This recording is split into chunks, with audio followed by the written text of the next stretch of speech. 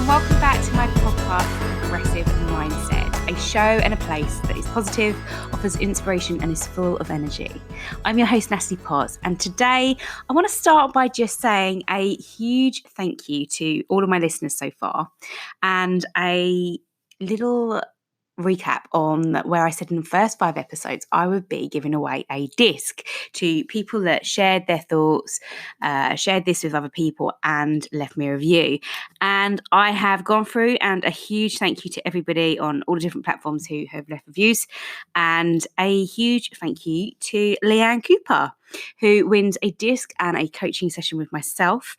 So Leanne kindly wrote a great listen, giving me 5 stars, and said that Natalie is highly motivated and might inspire me to take action in several areas of my life after sharing some of the details of her own life and what she does in her podcast. If you're inspired in coaching, mindset, motivation, I urge you to have a listen.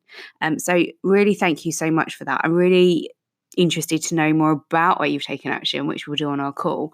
But a huge thank you. It really does make me feel that what I do is helping people and offering value. And it's one of those things sometimes. I was talking with a coach recently, and we were saying that sometimes social media is so hard to understand and see if people are really engaging what we're saying, and you go through those self-imposter moments yourself and think, oh God, am I doing the right things here? Am I coming across okay, etc.? And that fraud element kicks in for all of us at some point. It doesn't matter where you are in your life or who you are, it definitely kicks in. And sometimes then we'll get these messages out of the blue and it'll be like, keep doing what you're doing. I know I don't like a comment, but I really appreciate it. You really inspire me, you really motivate me.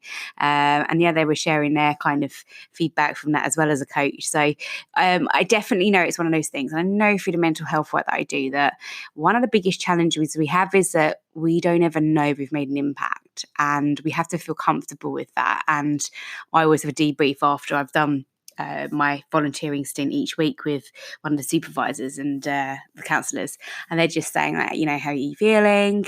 And it's so useful just to talk to somebody and just say, oh, okay, I'm good today. Otherwise it might be, yeah, that's really hard. That was a hard conversation. So a real huge thank you. And please, as always, please just share with other people if you think you can be of help, or contact me. I love to just see how it's helped people and speak to people about how they're getting on. And, if you take 1 or 2 nuggets, that's surely a win, right?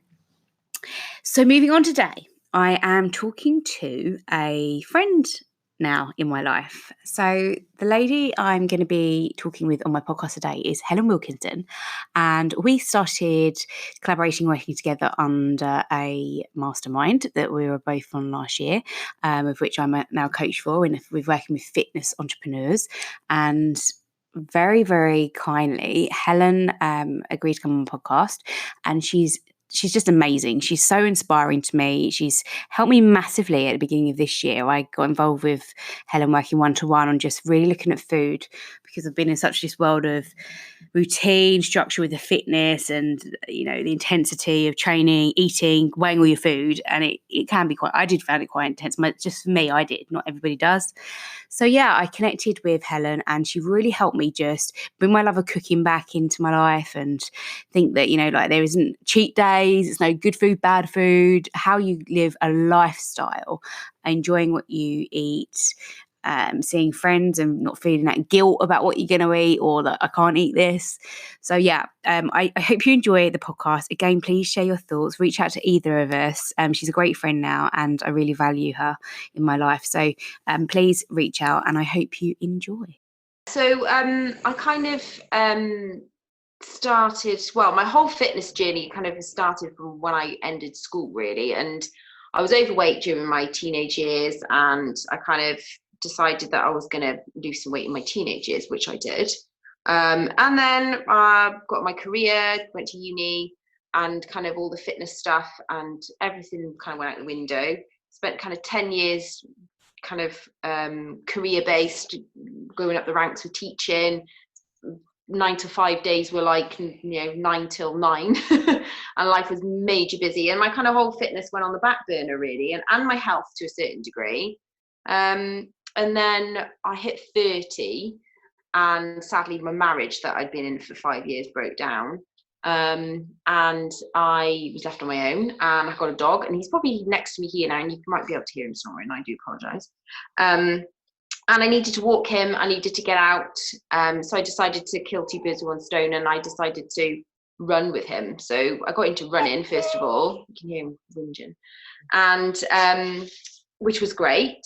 And then I hurt my knee, so I ended up then building up, kind of needing to go and build up my glutes and my legs, because they said that that was causing my knee pain, and decided to go to the gym. So that then I hit a complete wall with the fact that I was doing loads at the gym, but having and seeing no impact on my physique whatsoever because of my nutrition and what I was eating. So, and I'd always love food, and did food A level and food tech and stuff. So that was always kind of something I was very into. And even kind of during my 20s, I was forever going out to eat and enjoying nice fancy restaurants and stuff. So it's always been something I was really interested in. So decided to kind of go into that and take up doing a nutrition course, to kind of sort it out, really, because I saw no results. And then from there, it's become a passion of mine to kind of help other people with maybe the mistakes that I'd made along the way, really.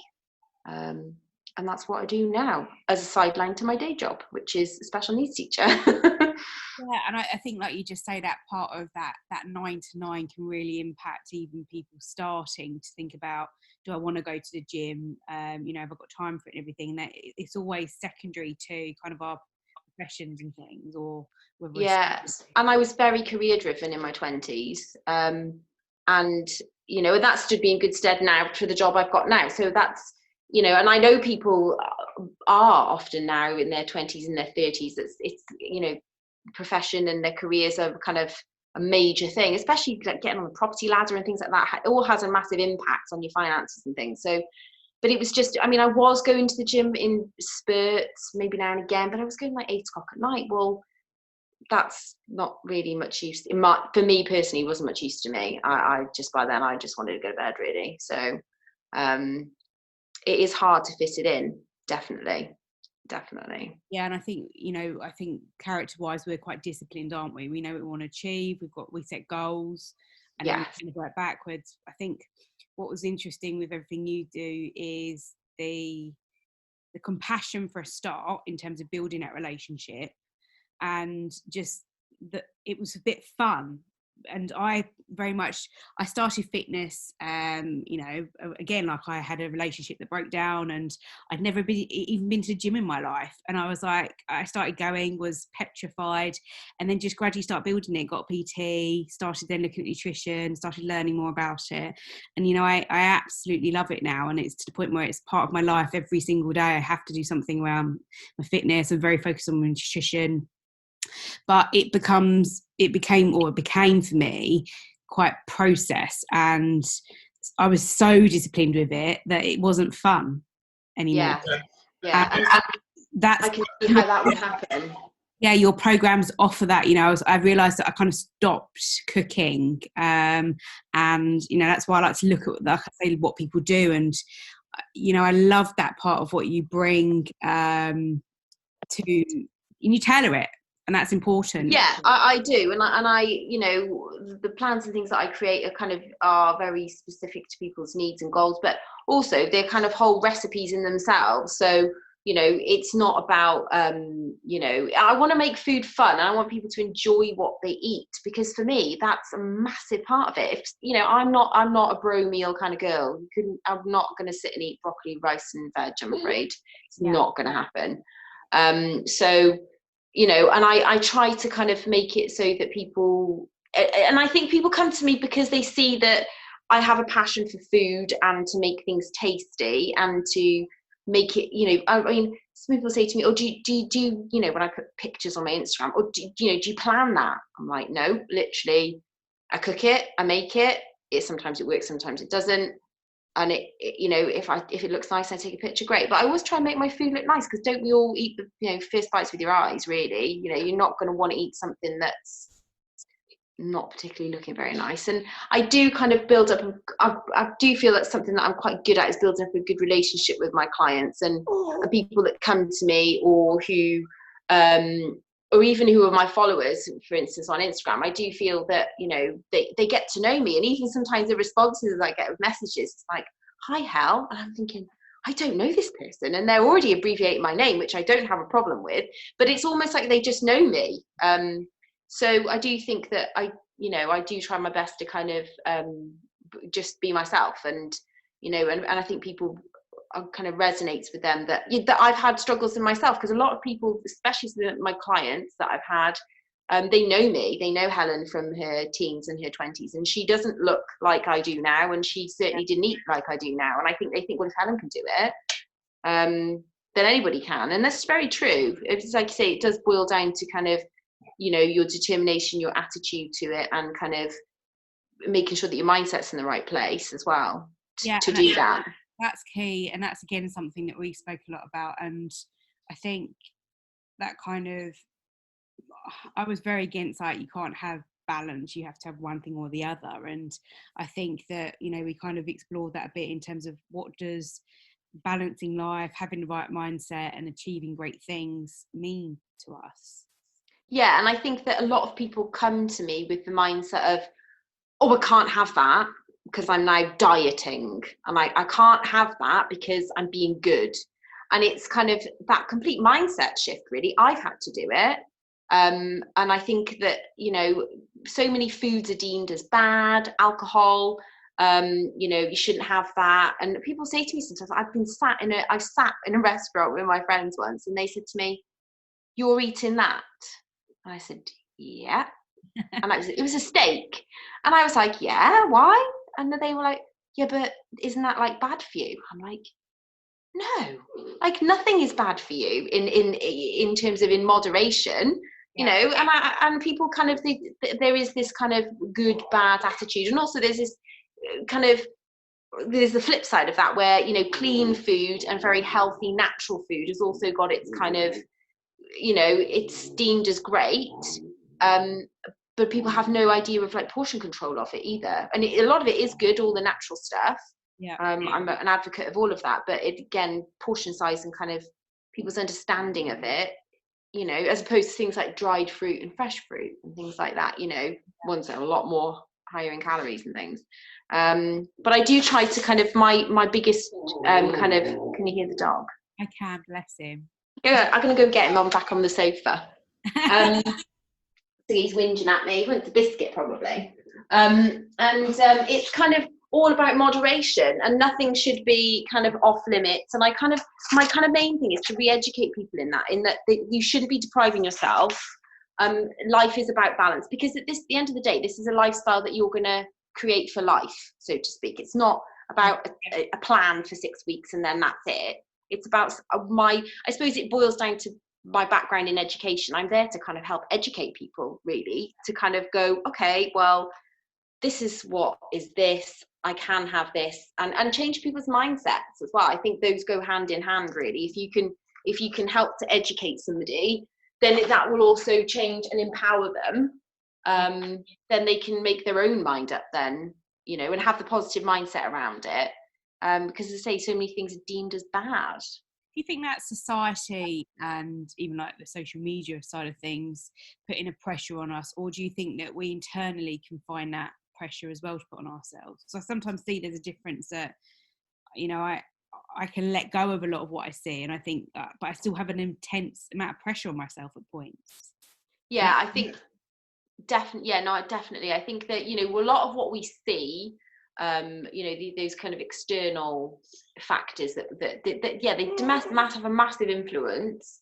But then I think that, you know, there are things that in ourselves then we do have to kind of plow through it in a way. You hear the dog again. Yeah. And I guess what resonated again with yourself for me was kind of your story in terms of, like you said, you had done that, and you know, you knew the struggles, you knew the obstacles in terms of it would add, I trusted that then when I came across something where I was struggling myself, that it would be, like I said, compassion and not just get on with it type attitude, which I've had before, and then I'd struggle because then either you can't keep to things, or you don't do the right things, and then you feel that you let yourself down, you feel you let others down. So what do you think are your key strengths, if you had to kind of say 3 or 5?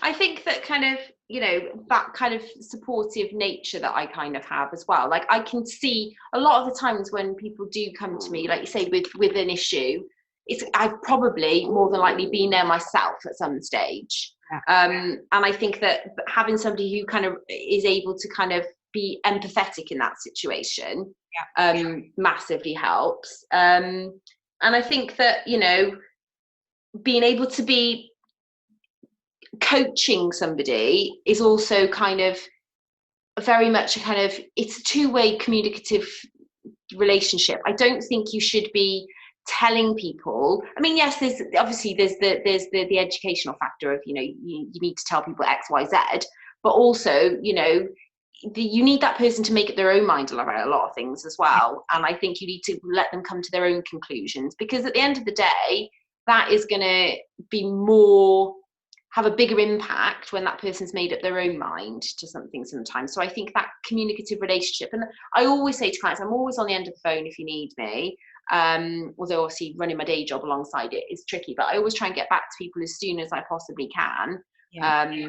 And kind of discuss any issues that may have arisen, or just questions. Sometimes it's simple questions. And I always try to be, very positive about things. And clients will come to me and say, oh, this week I haven't lost anything, and or weight wise or whatever. And there can be so many other positives in that. Like, one of my clients, she hasn't lost a drastic amount of weight, but her measurements have gone down quite a lot, quite significantly. So she's obviously got body recomposition going on, but that's just not being shown on the scale. So it's reassuring again, and being positive around that, really, I think. And I think the fact that I'm quite a determined person, and I'm quite resilient as well, has kind of stood me in good stead in that, I can kind of see, if someone is struggling, that I can kind of give them a kind of a helping hand up with that as well, really. And sort of, I've been through those sort of tough times, well, I perceive them to be, and therefore, I can kind of have that empathetic ear, really, with things. So I think that's what kind of, and the kind of the kind of individualized, kind of tailored approach to things, I think, as well helps, because people feel like they're important then, and it's my plan, it's my things, it's for me. And I think that's quite empowering as well, knowing that someone has made something specially for you. That in itself is quite empowering as well. Yeah, no, it is. And that's definitely resonant, coming through on your plans in terms of, what do you want, how's it going for you, and that part of, I like what you say around the coaching and mentoring, because I guess coming up when I was qualifying as a coach, it was very much, it's very clunky, like anything when you're learning something, and it becomes very natural, and everybody starts as a beginner type coach. But I think it was there's been a different shift I've noticed in having to do a bit of mentoring with that as well.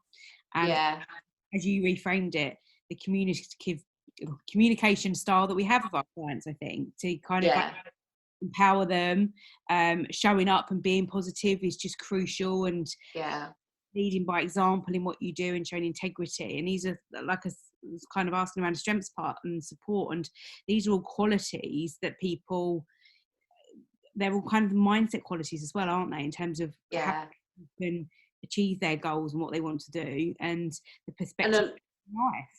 And a lot of that time it does boil down to your mindset at the time, your positivity, and what's kind of driving you at that moment. And I think, lots of people need sometimes they just need that listening ear sometimes too, and that can have a massive impact on things. Going from that then, so who do you think, or who has been the biggest inspiration in your life, and for what reason? Who's been inspiring to me? I would definitely say that I'm very lucky in that my parents, my parents are a massive influence on me, and always have been.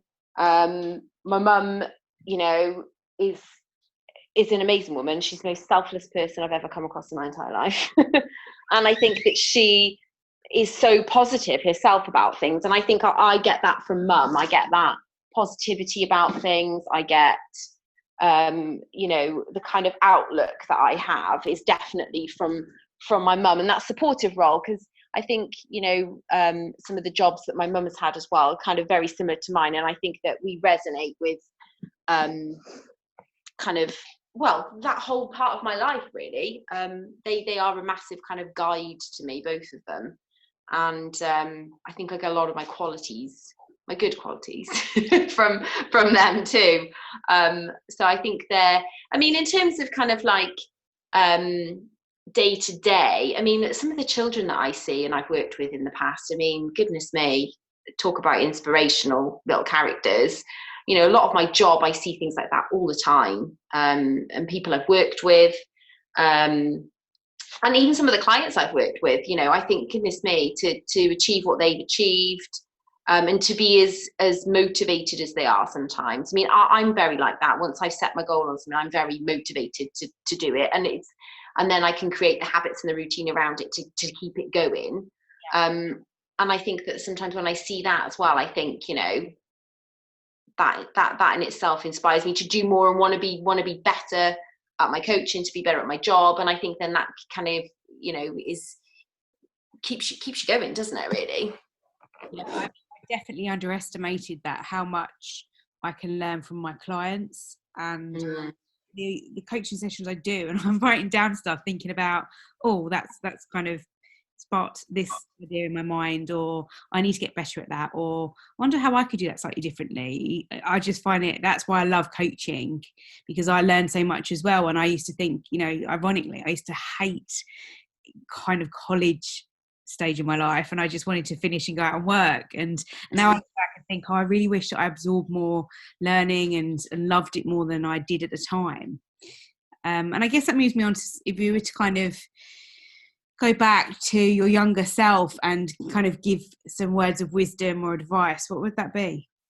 I think in terms of kind of round my own fitness journey and life with kind of my nutrition and things, I think it would be that there is no perfect diet, Helen. Stop searching for that in life, because there isn't one. And I think I dieted on and off so much in my 20s. That I kind of, you know, oh, I'll try this, I'll try that, and nothing ever really worked, and I stuck to it. So I think that you've got to find what works for you in life in general, and with especially diet and nutrition. I mean, you know, people say to me, oh, you know what, I'd love to go to the gym. Great, come to the gym, do the gym. But sometimes that isn't people's, you know, that isn't for people. And I think you've got to find what works for you. And I certainly hadn't done that 10 years ago. So I think it is about kind of, one, you know, going back to 20s Helen and saying, you know, there's no perfect diet, you know, find out about nutrition, educate yourself. I wish I had have done a long time ago. And I think as well that, you know, my weight didn't define me back in my, you know, in my teens and my 20s. Pretty interesting. Because, you know, it didn't. And I used to feel like the chubby one in my teens. You know, I didn't really have boyfriends. I didn't really I wasn't the cool kid in school. And I think, you know, my weight didn't matter, but I kind of put emphasis on that, I suppose. And I was a bit like, oh, well, you know, oh, well, kind of thing. It doesn't matter. And it didn't. And I'm very aware of that. And even now, like, you know, if I was to get a bit bigger, whatever, it's not the, you know, what it says on the scales is not going to define me as a person or my physique at that, you know. And I think, you know, people say, look at me now, go, oh, look at you. And I think, well, I don't see it, but I don't feel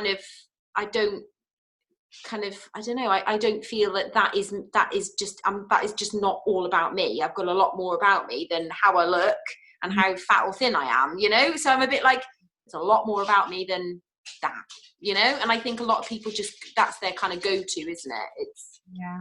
And I think I wish that, you know, back 10 years ago, I kind of knew that. And that cardio is not the answer, which I used to spend about an hour a day on the old cross trainer, thinking that was the way forward. Yeah. So, and I think, you know, I've learned as well as getting a bit older to kind of, you know, go with things as well. I think, you know, I'm quite I think it's the teacher in me. I like structure, I like routine, and I'm not very good at just going with it. The things that I can't control, I'm not the best at kind of just taking life as it is. Oh, well, there we go. I've got better as I've got older, but I think that that's a skill that you definitely learn as you get a bit older. Yeah. Is to relax and go with it. I was listening to Michelle Obama on a YouTube last night, actually, with Oprah Winfrey, and they were talking just about that it's their values and their personality, their beliefs, and who they are as people that defines them, not their bodies and how No. you know, she goes, I'm classes in all this amazing jewellery, but it's just put on me. She goes, it's lovely, Yeah. lovely, but that's not me. That's not how I want to bring up my children. That's not how I be. No, exactly.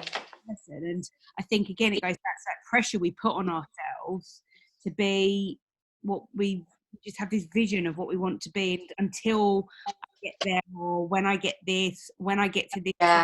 Yeah. And it just actually overrides just, I don't think you always have to be in a moment, but, you know. I was going to say it overrides living now, doesn't it? Yeah. And I think that's a shame. And I think definitely with females as well, the pressure's more. Yeah, absolutely. And I completely agree with you. And I think that even, you know, as I get older as well, you know, I'm less conscious about any of that kind of stuff. And I think, you know, I am who I am, you know, and I think, you know, what I look like, what I wear, you know, that does not, or what shape or size I am does not define me. I mean, don't get me wrong, I will always love health and fitness. I don't think that will ever not be a part of my life. But it certainly doesn't define who I am every day of the week. And I think a lot of people are shocked when I say, oh yeah, I'm a teacher. And they're like, really? Yeah. Just because they don't see that is actually, you know, that I can have two separate, very different kind of roles and jobs, really, you know?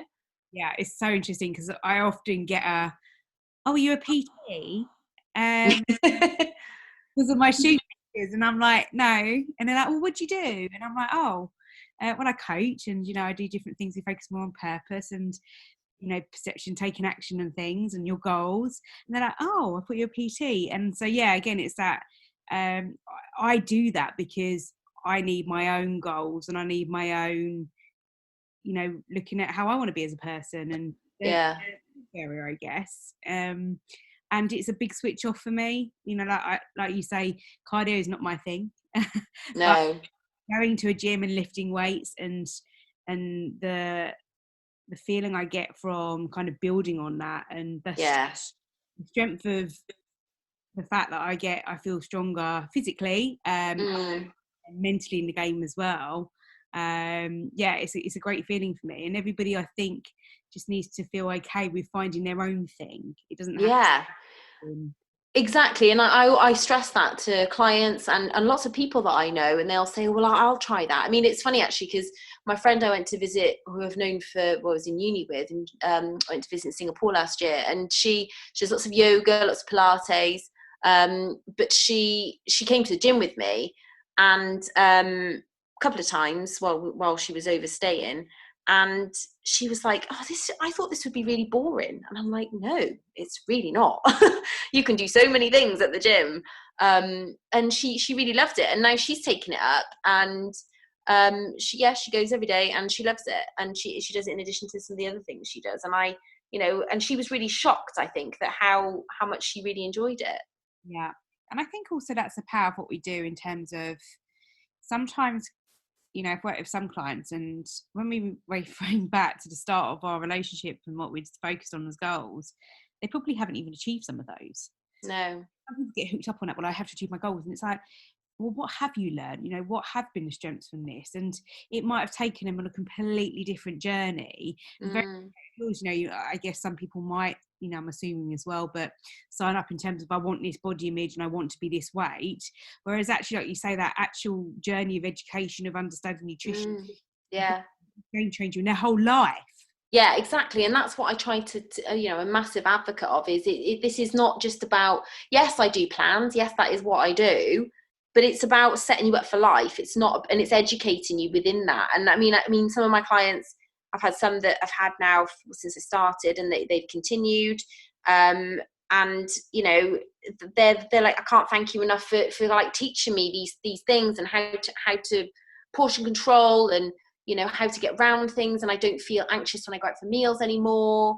And you know, I can have a glass of wine and not feel bad about it, you know. And yeah, it's all doable. And you know, life is for living, and I don't think people should live in this, you know, massively restrictive world where you should, you know, your diet, if you're on a diet, so to speak, you know, should kind of completely hold you back with your everyday life, which it does for some people. Yeah. Well, look, absolutely, really amazing in terms of your outlook, and I'm very grateful for being able to work with you, and you know, having you in my life. And we talk quite a lot. Yeah, we do. Nice, you know, it's someone that we've never actually met physically, which is yeah, I know it is. We do, I'm sure, in the future. One day. Shows again, I think a great side of social media, which I tap onto quite a lot, is that it's kind of very negative, and you have to kind of seek the positives in these things. And definitely the power of relationships where the energy is very similar. Yeah, definitely. Really important, and makes a massive difference to whatever you're doing in life, I think. So look, thank you so much for your time. I really appreciate, you know, your outlook and your energy within You're that. very welcome. Where can people find you, Helen? Thank you for having me. Where can people find you on? Oh, I'm on Instagram. Fitness Foodie Wilco is Yeah. my handle on Instagram. You'll find me there. Pretty cool. Your recipes, I'm obsessed with the blueberry and lemon loaf, as you know. Yeah, it is a favourite. It's become my Sunday routine, actually. I'm a massive baked oats fan, so I will go along with that, definitely. They were on my agenda every week. Absolutely amazing. So look, thank you very much for your time. I do appreciate it. Very welcome. So, as always, a huge thank you for your time today. I do really appreciate it. I hope you enjoyed my podcast with Helen, and please, as I said, reach out to us. If you haven't joined my Facebook group that all my listeners are in, and it's a safe community of like-minded individuals focusing on generating energy, they're getting clarity on their perception, and they are taking action, then all you got to do is type in Natalie Potts Coaching into the search bar and apply to join. Please share it on as well if you do know that it can add benefit to somebody else's life. Have a great day, have a great week, and